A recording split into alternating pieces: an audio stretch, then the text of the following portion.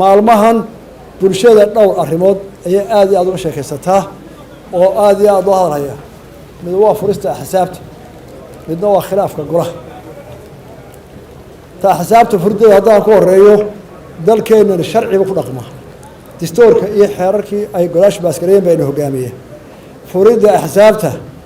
qofna kama goyn karo qofna kama hadli karo waxaynu raacaynaa oo guddoona xeerka fooliin oo sharci ah labada golood soo ay baaskareeyeen madaxweynuhu saxeexay ayaa dhaqangala xeerkaasi tallaabooyin buu ina farayaa wuxuu ina farayaa doorasho walba waqtigeeda in loo diyaar garoobo sida ay qabsoon lahayd sanadka dambe waxay nagu soo beegan laba doorasho inta Disembar ka horeysa oo kala ah madaxtooyada iyo furinta axsaabta waxa iyadoo sugaysa oo sharcigeedu dhamayna ay tahay golaha guurtida oo in badan joogay ayaa isna u baahan in hawshiisa galo waa muddo gaaban oo doorashooyin bay nagu soo beegan xeerku wuxuu ina farayaa xisbiyada qaranku ee saddexda in 10 sano mar doorto oo uu ka dhacayo ruqsadda ay ku galaan shaqada siyaasadda 10 sano mar maanta saddexda xisbiye jooga waxay kaga dhamaanaysaa laysanka ay ku haystaan siyaasadda dadka dheer yihiin wuxuu kaga dhamaanayaa 26 Disembar 2022 sida uu qeexayo xeerka 14 wuxuuna farayaa isla xeerkaas marka ay ka hadha 6 bilood dhamaadka laysanka xisbiyada oo iminka ku beegan 26 Disembar 2022 in 6 bilood ka hor la furo ururada in la ogolaado in la furo 6 bilood haddii 26 Disembar 2022 laga soo bilaabo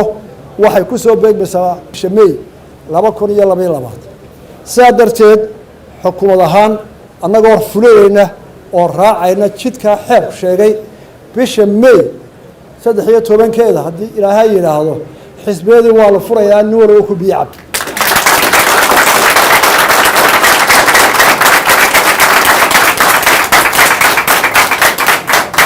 xeer baa furaya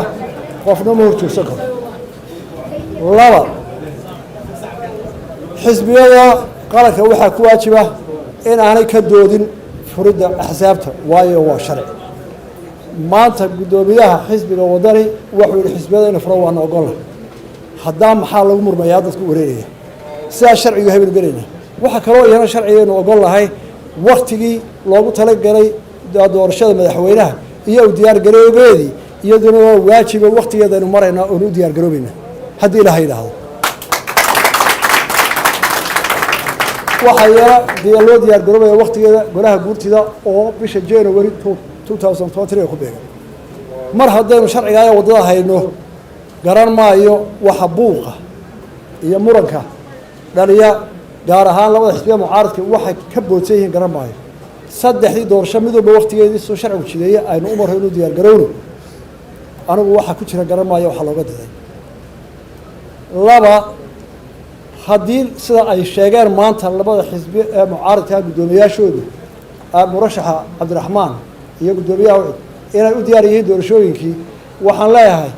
hadalkiinaasi ha ka muuqdo xubnaha golayaasha idinkaga jira ee idinku ka reebteen xisbiga golaha wakiilada dad ka harsan ee guddoomiyuhu ka yahay hadalka aad tirahdeen ha ku dhaqmo oo ha u diyaar garoobeen furista golayaasha qof walba waxa ku waajiba inuu ixtiraamo sharciga u hoggaansamo khilaafka ka dhaxeeya golaha wakiilada ka hadli maayo waayo arrinta maxkamad bay u gudbiyeen arrin maxkamadu taalana ka hadli maayo waxaan saleeyahay murashax Cabdiraxmaan Cirro oo in badan xisbiga ka tirsanaa maanta wuxuu yidhi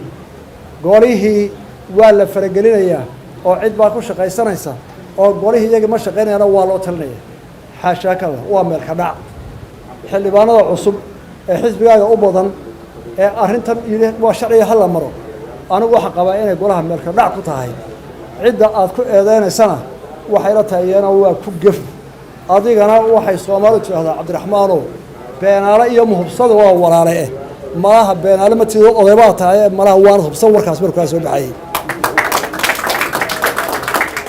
Cabdiraxmaan wuxuu ka xumaaday golihii waxa ka dhacay muddadii uu joogay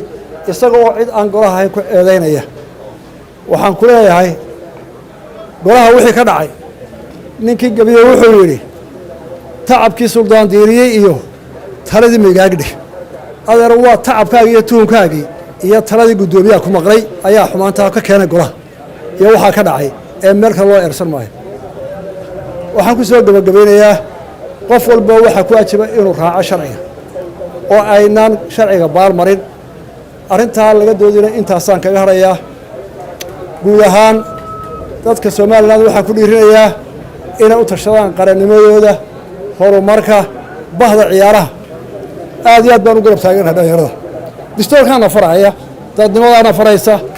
waa danteennii waxba ka akhrimayno sanadka maantana waxaa la ciyaaray 18 ciyaarado kubadda ah waxaa ka qayb galay 4,543 qof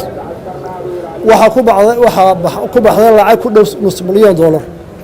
saddexdii sano u dambeeyey wasaaradda ciyaaraha bajedkeeda marka lagu daro laga saaro badelkeeda waxaa ku baxay lacag 3 milyan iyo dheeraad oo ku kala baxay garoonnada ku yaala Ceergaabo Laascaanood Caynaba Buuhoodle Burco Berbera Maroodi Jeex oo dhammaantood mid la dayactiray mid la dhisay iyo mid qalab loo sameeyey dhalinyarada waxaasi waxaynu ugu ogeysan dhalinyarada waxba kama aan akhrin waxba la akhrin maayo danteenu intay gaadho kolka laga reebo nabadgelyada marka laga reebo caafimaadka iyo waxbarashada oo dadku waxbarashada raacsantiin xagga hore ayaa kaga jirtaan mudnaanta dadka loogu dadaalka badan inay hirgalaan wasaaradda ciyaaro laakiin baahideeda iyo dadka ka qayb gala ciyaaraha iyo dhalinyarada ayaa ka tiro badan miisaaniyadda taasina waa iga intaa waxaan aad iyo aad soo dhaweynayaa wafdiga ka yimid Ethiopia ee nagala soo qayb gala ciyaartan aad iyo aad baan soo dhaweynaynaa